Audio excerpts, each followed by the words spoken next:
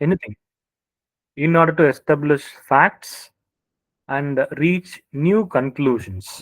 The research. So, obviously, we all know it. Research is a logical and systematic search for new and useful information on a particular topic. In other words, it is a systematic study of sources in order to establish facts and to reach a new conclusion.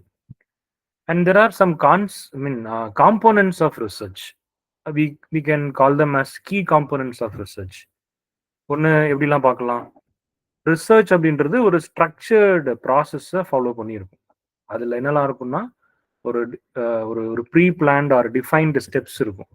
எதுல இருந்துன்னா பிகினிங்ல இருந்து end வரைக்கும்.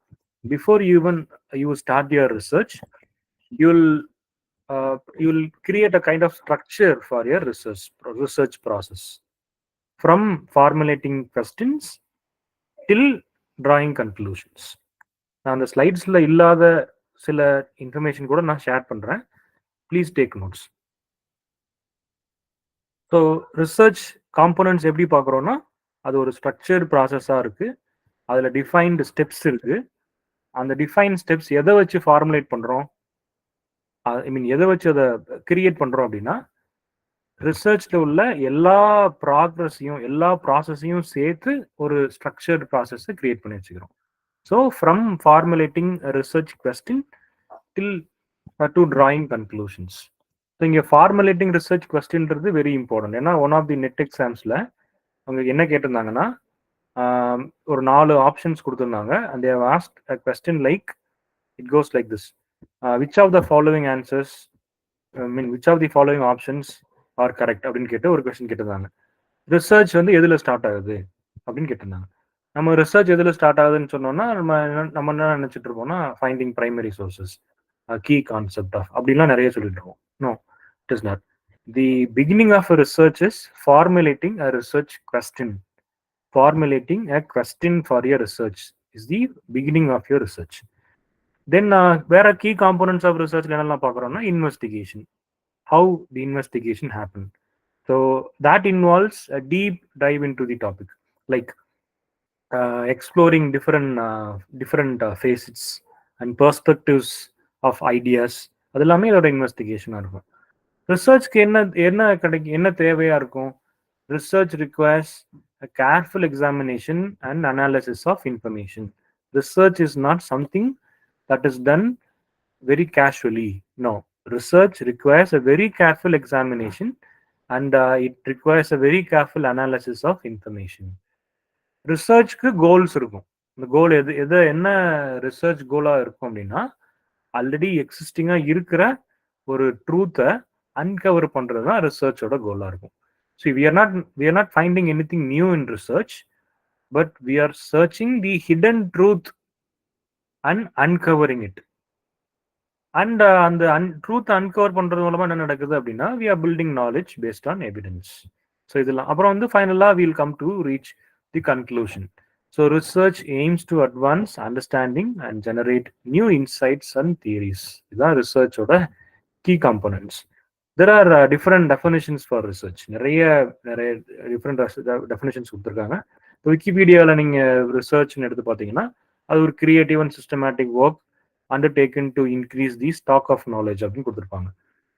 வேற ஏஐலாம் நீங்கள் try பண்ணி பார்த்தீங்கன்னா, research is a careful consideration of study அந்த மாதிரி கொடுத்துருப்பாங்க. அல்லது it is a study regarding a particular concern or a research problem using different methods like scientific methods, program methods, அந்த மாதிரி இப்படிலாம் நிறைய கொடுத்துருப்பாங்க. So in essence, research is a process of discovering truth to expand knowledge. அதான் research. So இங்கே நம்ம ஸ்லைடில் கொடுத்துருக்கிற மாதிரி ரிசர்ச் அப்படின்றது it is a search of knowledge, discovery of hidden truths. The information, அதுக்கு எப்படி இன்ஃபர்மேஷன் நம்ம எடுத்துக்குவோம்? We can collect information from different sources, like from our own experience, from other people, from books. What we do, literature நம்ம என்ன அப்படி research பண்றோம்? We collect information from books, and we can also collect information from journals, from the available things in nature. So எதுல வேணா information collect பண்ணலாம். Finally, a research can lead to new contribution to existing knowledge. So we are not finding anything new. Researchல scientific researchல தான் they are finding something new. இப்போ technological research இருக்கு, they are finding something new. But generally researchல we are not finding anything new, but we are finding some hidden truth. அதான் ரிசர்ச்ல நடக்குது. So இதெல்லாமே வந்து நம்ம definition of ரிசர்ச்னு வச்சுக்கலாம். What is ரிசர்ச்னா இதான் research. Research is a logical and systematic search for useful information. And what is the objective of research? இப்போ ரிசர்ச்ல நம்ம இதெல்லாம் பார்த்துட்டோம், இப்படிலாம் இருந்தால் தான் ரிசர்ச்னு சொல்லிட்டோம். இப்போ ரிசர்ச்க்கு அப்ஜெக்டிவ் இருக்கணும் இல்லையா? ரிசர்ச் அப்ஜெக்டிவ் அப்படின்றது வில் பி வேரிங். நம்ம மீன் கைண்ட் ஆஃப் ரிசர்ச்க்கு ஏற்ற மாதிரி ரிசர்ச் அப்ஜெக்டிவ் மாறிக்கிட்டே இருக்கும். ஜென்ரல் அப்ஜெக்டிவ்ஸ் ஆஃப் ரிசர்ச்னு எடுத்தோம்னா, number one is to gain familiarity or to achieve new insights into something. அது ஒரு ரிசர்ச் அப்ஜெக்டிவாக இருக்கலாம். In other word, in simpler minds, to discover new facts. Already நிறைய ஃபேக்ட்ஸ் இருக்கு, அதோட சேர்த்து புதுசாக நிறைய ஃபேக்ட்ஸை ஆட் பண்ணுறதுக்கு ரிசர்ச்சை பயன்படுத்துகிறோம். அது ஒரு one of the objectives of research. Then to verify and test important facts.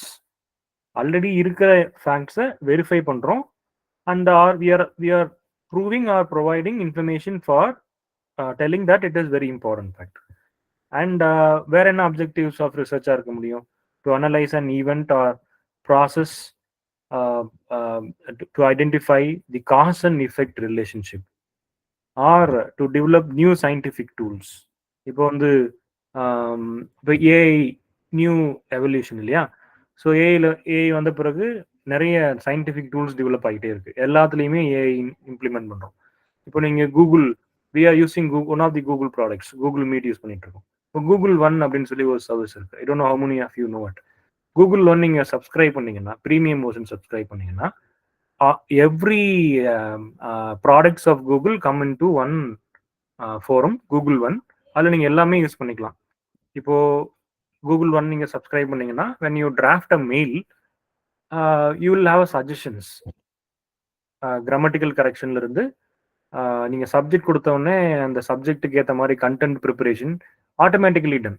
So இதெல்லாமே new scientific tools and inventions, right? So இதெல்லாம் kind of objectives of research. Then இதில் ஏதாவது ஹேக்கிங் இருக்கும், அல்லது இதில் ஏதாவது ஒரு நெகட்டிவ் இன்ஃப்ளூயன்ஸ், நெகட்டிவ் ஃபேக்ட்ஸ் இருக்கும். இதெல்லாம் ஐடென்டிஃபை பண்ணி அதை ரெக்டிஃபை பண்ணுறதுக்கான சர்ச் நடந்துட்டு இருக்கும். அது கூட அப்ஜெக்டிவ் ஆஃப் ரிசர்ச்சாக இருக்கலாம். So to develop new tools, to new concepts, new theories, right? இப்போ நம்ம லிட்ரேச்சரில் படிக்கிறோம் இல்லையா?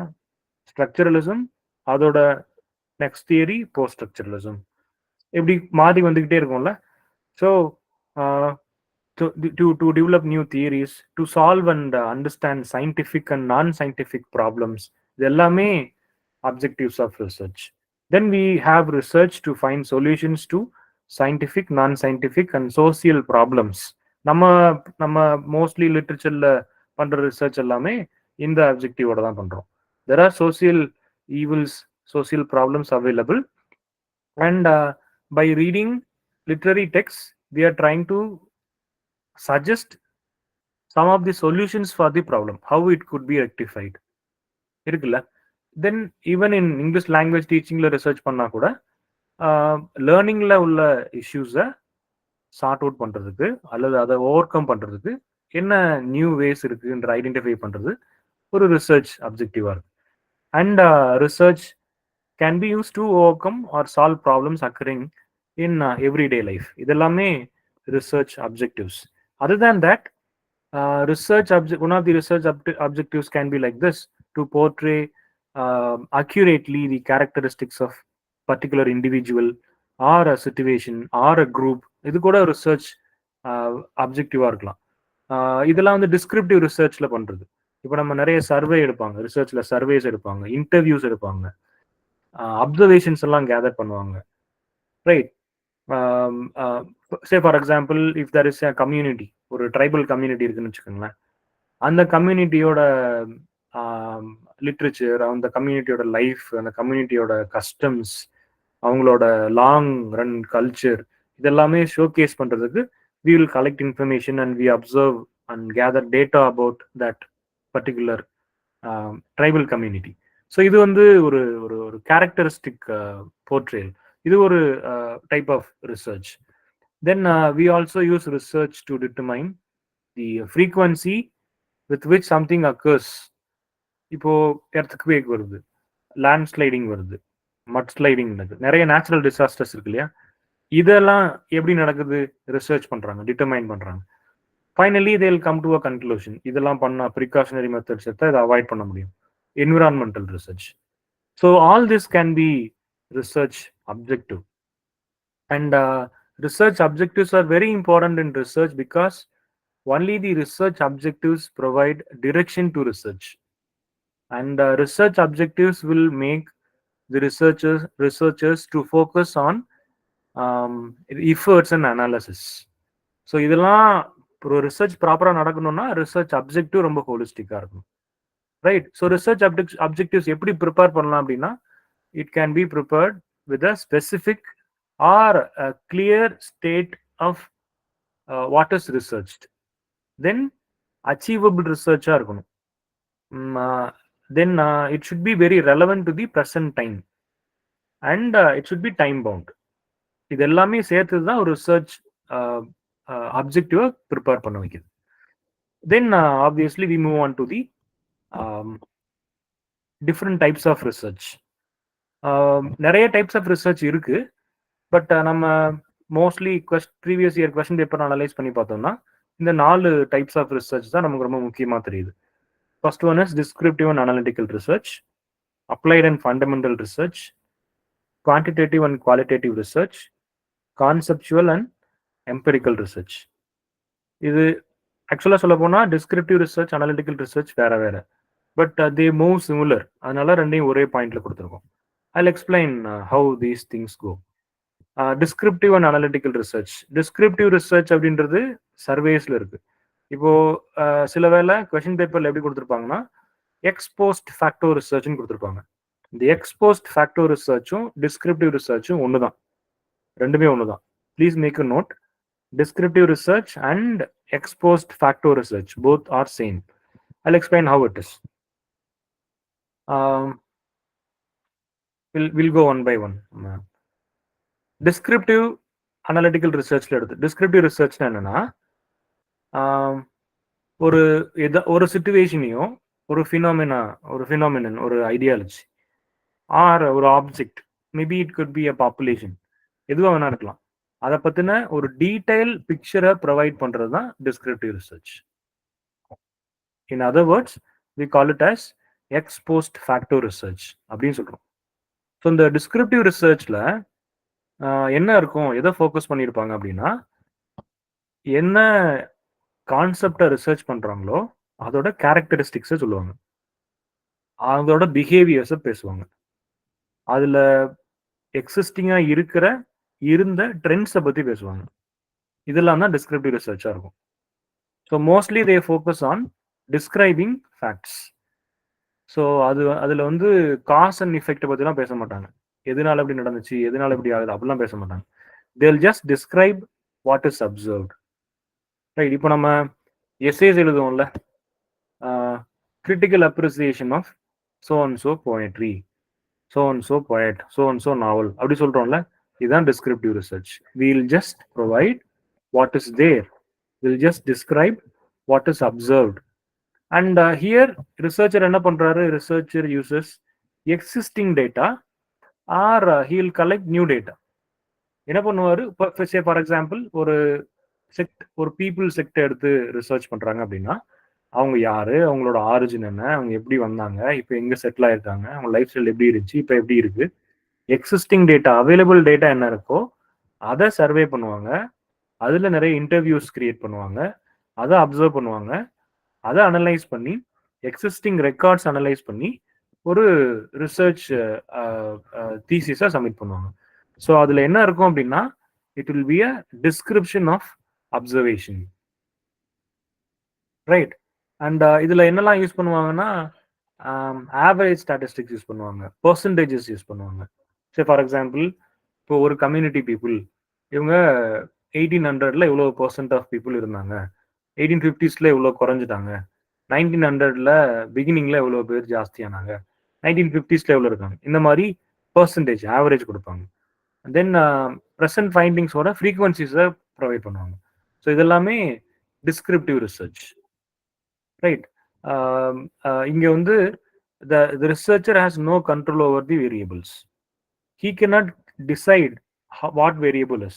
அவர் சொல்ல முடியாது, ரிசர்ச்சர் டிசைட் பண்ண முடியாது. Because he is just researching on the existing data, available data வந்து ரிசர்ச் பண்றாரு. ஸோ ஏதாவது ஒரு ஐடியாவை, ஒரு ஃபினோமினாவை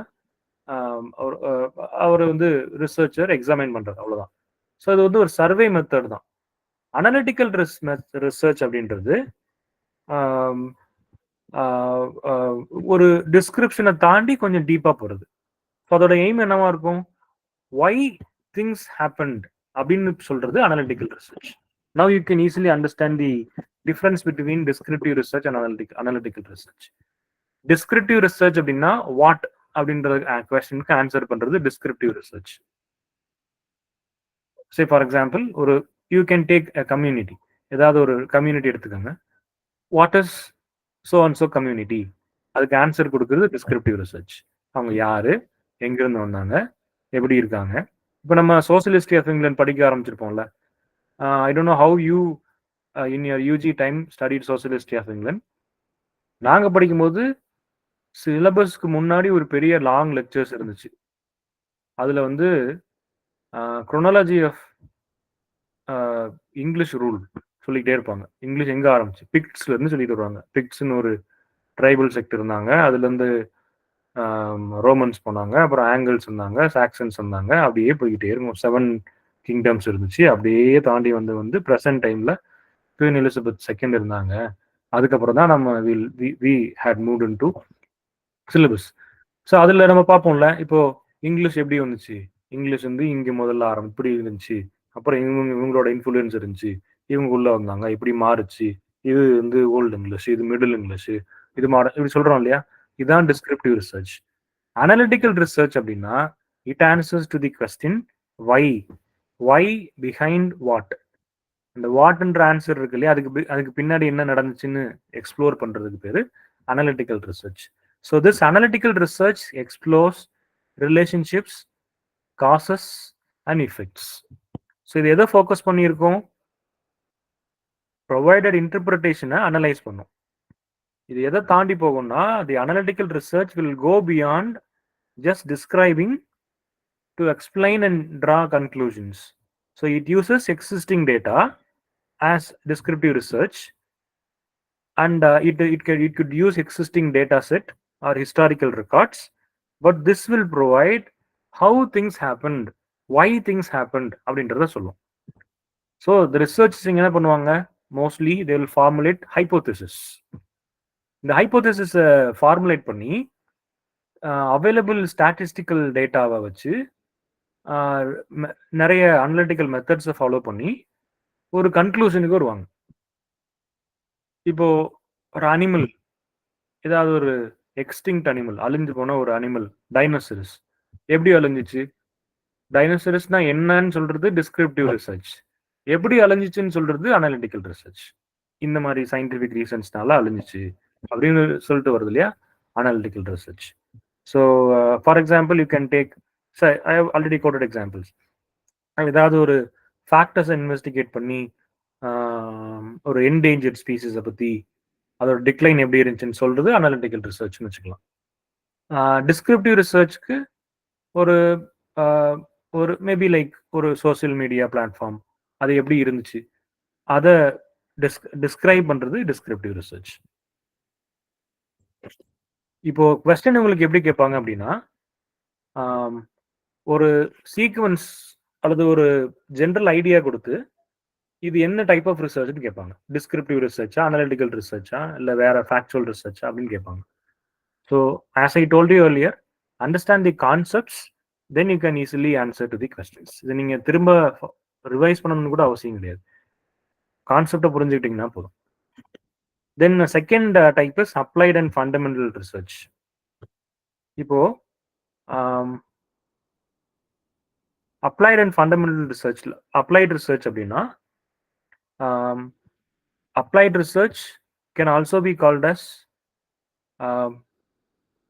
basic or pure research.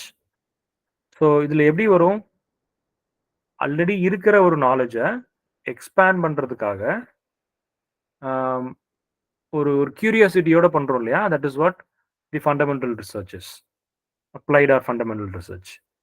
They mostly focus on exploring the fundamental principles and theories of certain aspects. அதை பத்தி நமக்கு ஆல்ரெடி தெரிஞ்சிருக்கணும்னு அவசியம் கூட கிடையாது.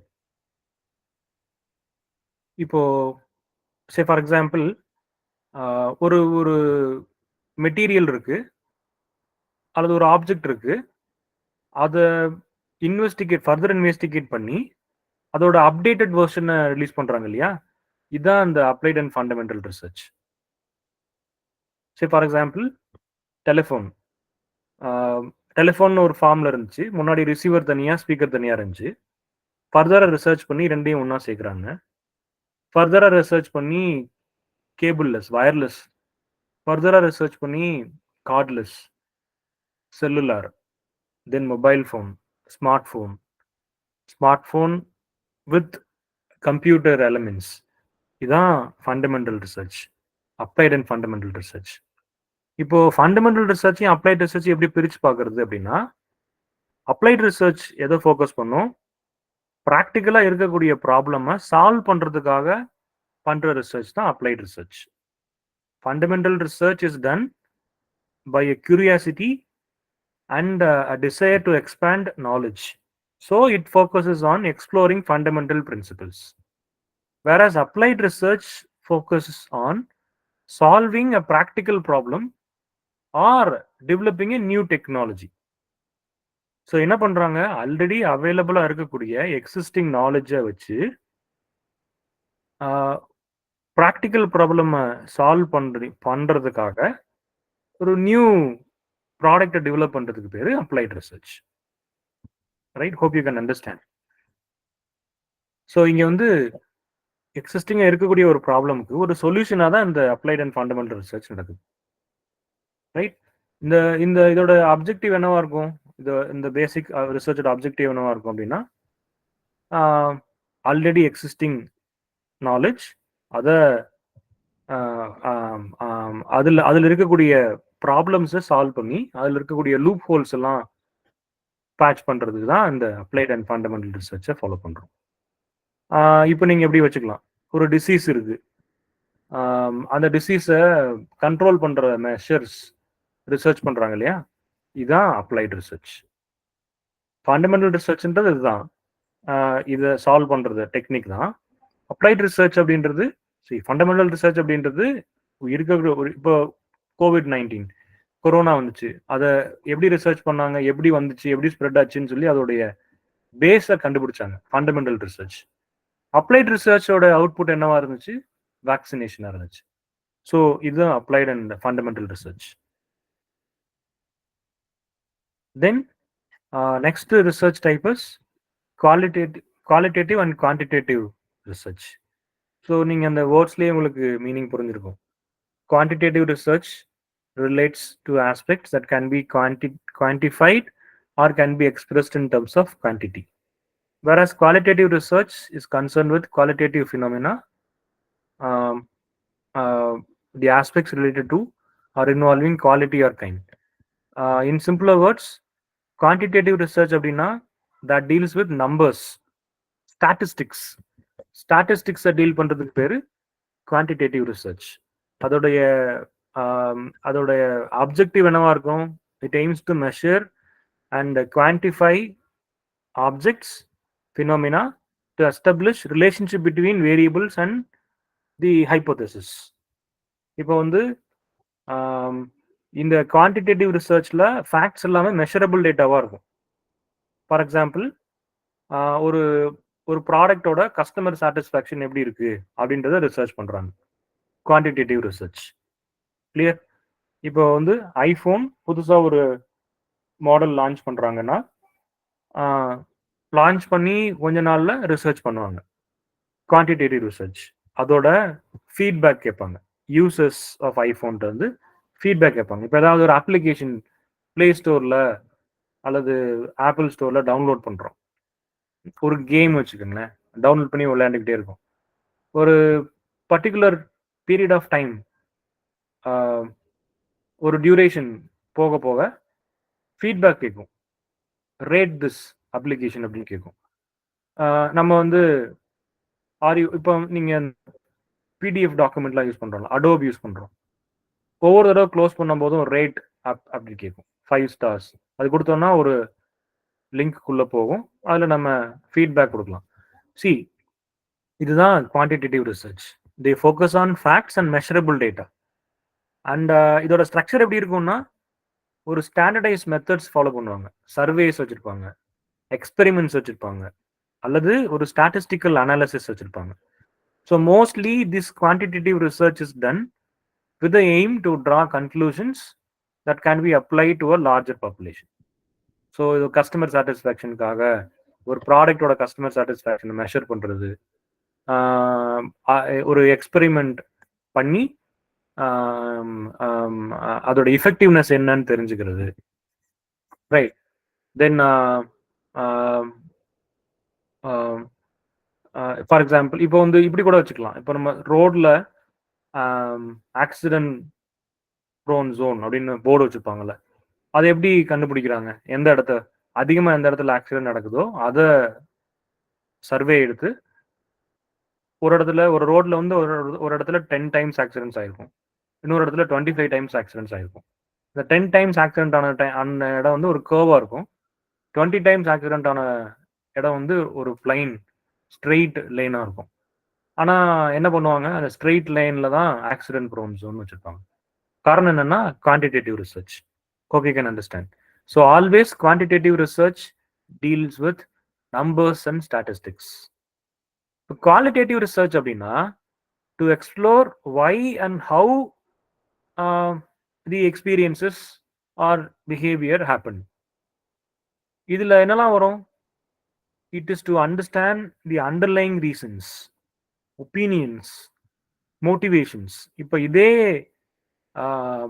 எக்ஸாம்பிள்ஸ் நீங்க எடுத்துக்கலாம். இப்போ வந்து இப்போ இஎல்டில நம்ம நிறைய ரிசர்ச் பண்றோம், இங்கிலீஷ் லாங்குவேஜ் டீச்சிங்ல. ஒரு லாங்குவேஜ் டீச்சிங் டூல் இருக்கு, அந்த டூலோட ஃபீட்பேக்கை கலெக்ட் பண்ணி ரிசர்ச் பண்ணோம்னா அது குவான்டிடேட்டிவ் ரிசர்ச். அதே டூலை ஒரு ஸ்டூடெண்ட் டீச்சர் இன்டராக்ஷன் எப்படி இருந்துச்சு அப்படின்றத ரிசர்ச் பண்ணி அந்த டூலோட யூசஸை பத்தி டிஸ்கஸ் பண்ணோம்னா அது qualitative research. Right? Hope you can understand. So here the objective of qualitative research is to acknowledge the researcher's role in interpreting data and recognizing multiple perspectives. ஒருத்தருக்கு அது பிடிச்சிருக்கும், ஒருத்தருக்கு பிடிச்சிருக்காது. இப்போ நீங்க ஒரு ஆப்பிள் ப்ராடக்ட், ஐஃபோனோட ரிலீஸ்க்கு அப்புறம் எவ்வளோ பேர் அதை வாங்குறாங்க, எவ்வளோ எக்ஸிஸ்டிங் கஸ்டமர்ஸ் எவ்வளோ பேர் அப்கிரேட் பண்ணியிருக்கிறாங்க, புது கஸ்டமர்ஸ் எவ்வளோ பேர் வந்திருக்கிறாங்க, அதை ரிசர்ச் பண்றது குவான்டிடேட்டிவ் ரிசர்ச். குவாலிட்டேட்டிவ் ரிசர்ச்னா அந்த ப்ராடக்டை எவ்வளோ லைக் பண்றாங்க, எவ்வளோ பேர் அதுல இஷ்யூஸ் ஃபைண்ட் பண்ணியிருக்காங்க, அது எப்படி சார்ட் அவுட் பண்ணியிருக்காங்க, இது qualitative research. Right? So they focus on understanding meaning with specific context and setting. இது qualitative research. Right? Hope you can understand. So இதெல்லாம் வந்து research kinds, different kinds of research. Then conceptual and empirical research.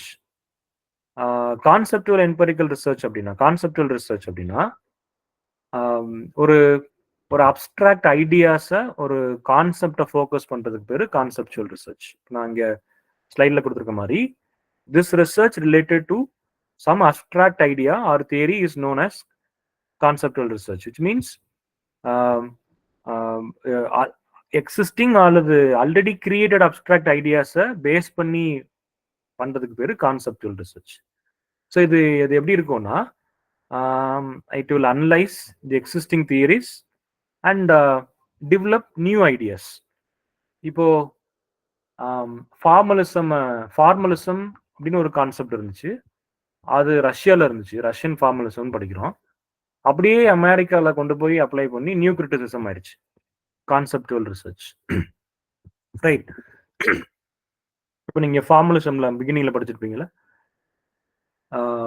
சிக்கோஸ்லோவாக்கியால ஒரு group of scholars they had a literary circle called Prague linguistic circle. இதுக்கெல்லாம் என்ன difference? Russian formalism, Prague linguistic circle, new criticism எல்லாம் same தான், ஒரே concept. But they develop ideas, already existing தியரிஸ்க்கு அதை focus பண்ணி அதை ரிசர்ச் பண்ணி கொஞ்சம் புது ஐடியாஸை அதில் டெவலப் பண்ணிக்கிட்டாங்க. அதான் conceptual research. So you can just think of a research that happens primarily in mind.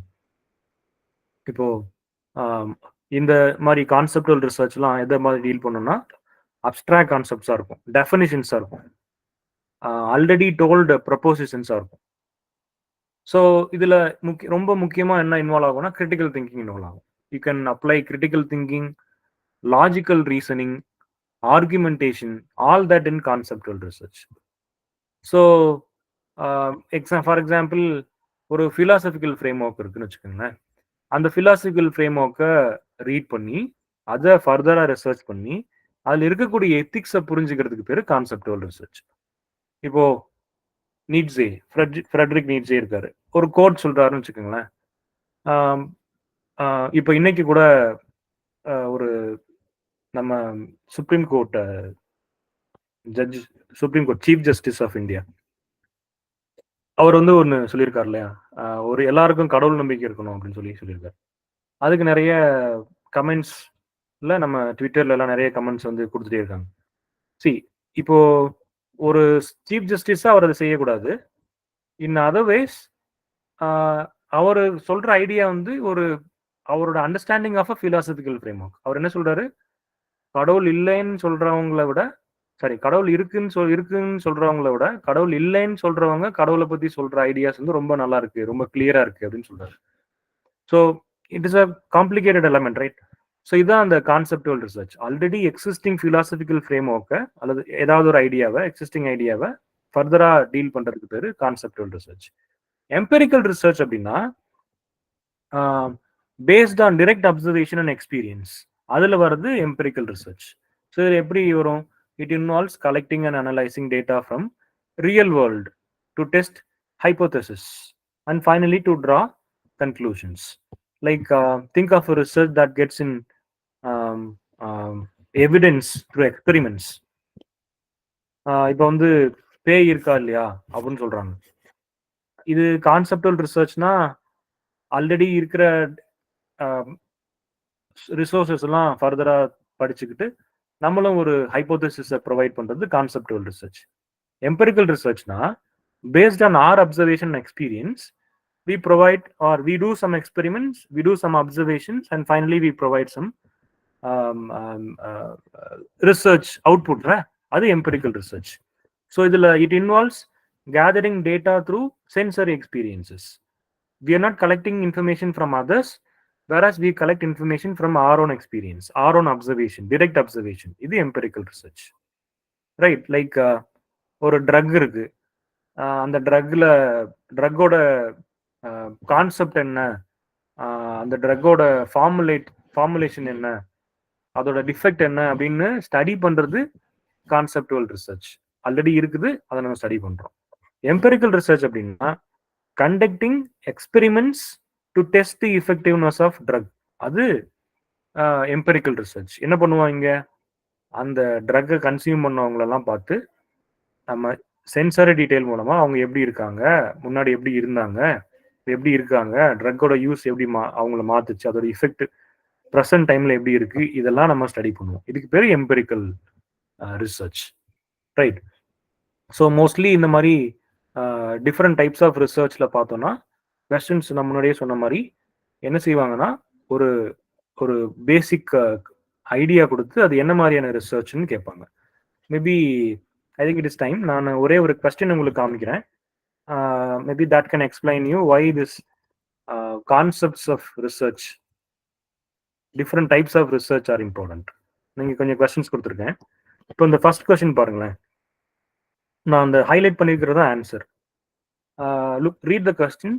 A researcher intends to explore the effect of possible factors for the organization of effective midday meal interventions. இதான் idea. What research method will be most appropriate for this study அப்படின்னு கேட்டிருக்காங்க. So understanding the different methods and different types of research, we study or we come to a conclusion that ex post facto method or descriptive research is the most appropriate method for this study அப்படின்னு conclude பண்றோம். இப்போ descriptive survey மெத்தட்ன்றது something different. Doing survey that. இங்க வந்து இந்த research ப்ராப்ளம்க்கு என்ன சரியான மெத்தடா இருக்கும் அப்படின்னா, வாட் இஸ் வாட் அப்படின்னு எக்ஸ்பிளைன் பண்றது தான் இந்த இந்த கொடுத்துருக்கிற கொஸ்டினுக்கு அடுத்து கொடுத்துருக்கிற ஸ்டேட்மெண்ட்டுக்கு சரியான மெத்தடா இருக்கும். So exposed factor method is the right method அப்படின்னு சொல்றோம். So we cannot do that experimental method, historical method and descriptive survey method. So ex post facto method is the right method. So இப்படி தான் கேட்பாங்க. So what I would like to tell you is, understand the concepts of research. ஒன்னொன்னா நீங்க புரிஞ்சுக்கிட்டீங்கன்னா, then you don't need to even revise before you go for exams. மைண்ட்ல ஞாபகம் இருந்துச்சுன்னா, while reading the question you can easily answer. Okay. Remaining we'll discuss in next class. இந்த மொத்த session, இந்த research aptitude session ஃபுல்லாகவே நான் எதை base பண்ணி ப்ரிப்பேர் பண்ணியிருக்கேன் அப்படின்னா, நாளைக்கு early this morning I have shared one notes, ஒரு பிடிஎஃப் டாக்குமெண்ட் ஒன்று வாட்ஸ்அப் குரூப்பில் ஷேர் பண்ணேன். அதை பேஸ் பண்ணி தான் ப்ரிப்பேர் பண்ணியிருக்கேன். பிகாஸ் அதை பேஸ் பண்ணி தான் ப்ரீவியஸ் இயர் கொஸ்டின்ஸ்லாம், கொஸ்டின் பேப்பர்ஸ்லாம் ரிசர்ச் ஆப்டிடியூட்லேருந்து கேட்குற கொஸ்டின்ஸ்லாம் இருந்துச்சு. So will follow the same structure, one by one follow பண்ணுவோம். அதுல இல்லாதது எக்ஸ்ட்ரா இங்க என்ன இருக்குன்னா, தி I'll just show this application of ICT in research. இது வந்து நியூ கான்செப்ட். இது யூஜிசில இருந்து எல்லா இன்ஸ்டிடியூஷன்ஸ்க்கும் எல்லா ஆர்கனைசேஷன்ஸ்க்கும் அவங்க இம்ப்ளிமெண்ட் பண்ண சொன்ன ஒரு ஐடியா ஐசிடின்றது. We are doing it. So அதோட இன்ஃப்ளூயன்ஸ் எப்படி இருக்கு, அதுல இருந்து வர்ற ரிசர்ச் எத்திக்ஸ் எப்படிலாம் இருக்கு அப்படின்றத நம்ம ஃபர்தரா படிப்போம். இதுதான் நம்ம எக்ஸ்ட்ரா படிக்க போறோம். அதுல இல்லாதது அதுதான் தட் ரிசர்ச் எத்திக்ஸ், அதுவும் அதுல இருக்காது. இந்த ரிசர்ச் எத்திக்ஸும் ஐசிடி அப்ளிகேஷன் இன் ரிசர்ச், இது ரெண்டு தான் நம்ம புதுசா படிக்க போறோம். ரிமைனிங் எல்லாமே அந்த நான் ஷேர் பண்ணியிருக்கிற மெட்டீரியல் இருக்கு. அது ரொம்ப சிம்பிளான கண்டென்ட் தான். ஒரு 16-17 பேஜஸ் இருக்கும்னு நினைக்கிறேன். Just go through it. நீங்க அதை கோ த்ரூ பண்ணீங்கனாலே உங்களுக்கு இந்த யூனிட்டை கவர் பண்றதுக்கான ஒரு மொத்த பாயிண்ட் எலமெண்ட்ஸும் அதுல இருக்கும். அது தவிர நம்ம அந்த யூனிட் 2ல ரிசர்ச் ஆப்டிடியூட்ல படிக்க வேண்டியது application of ICT and research ethics, அது ரெண்டும் நம்ம பார்க்கணும். இந்த ரிசர்ச் எத்திக்ஸ்ல எடுத்துக்கிட்டிங்கன்னா எல்லாமே ஒரு ஒரு கான்செப்ட் பேஸ்ட் கொஸ்டின்ஸ் தான், அது கான்செப்ட் பேஸ்ட் ஐடியாஸ் தான். அதுல எல்லாமே சரிதான், எந்த ஆன்சர் சூஸ் பண்ணாலும் சரிதான். ஆனா நம்ம பர்ஃபெக்ட் மேட்சை சூஸ் பண்றது தான் அதுல அதுல முக்கியமான விஷயம். இப்போ வந்து மோஸ்ட்லி கொஸ்டின்ஸ் எப்படி கேட்டிருப்பாங்கன்னா, இப்போ இங்க கொஸ்டின் இருக்குல்ல, maybe I can show you this. Look at the 5th question. From the following list of statements, identify the set which has negative implications for research ethics. இப்படி கேட்பாங்க. இதுல வந்து அஞ்சுமே இதுல கொடுத்துருக்கிற 5 ஸ்டேட்மெண்ட்டுமே சரியான ஆன்சர்ஸ் தான். But you will have to pick up the most appropriate, முக்கியம், the best 3 தான் நம்ம சூஸ் பண்ண போறோம். ஸோ அதான் அந்த ரிசர்ச் எத்திக்ஸ் நம்ம புரிஞ்சுக்க வேண்டியது.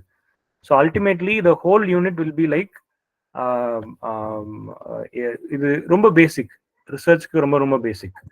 ஐ think most of you would do in your P in your research now, at least MPhil, PG, PhD ரிசர்ச்ல இருப்பீங்கன்னு நினைக்கிறேன்.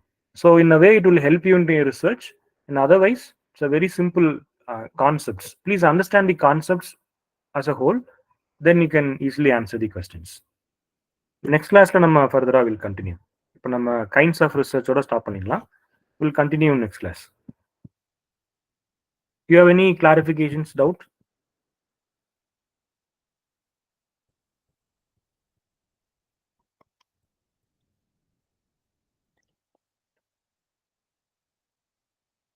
If it's clear, we'll wind up the session.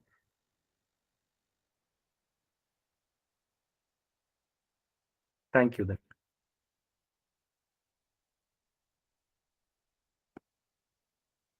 Thank you, sir.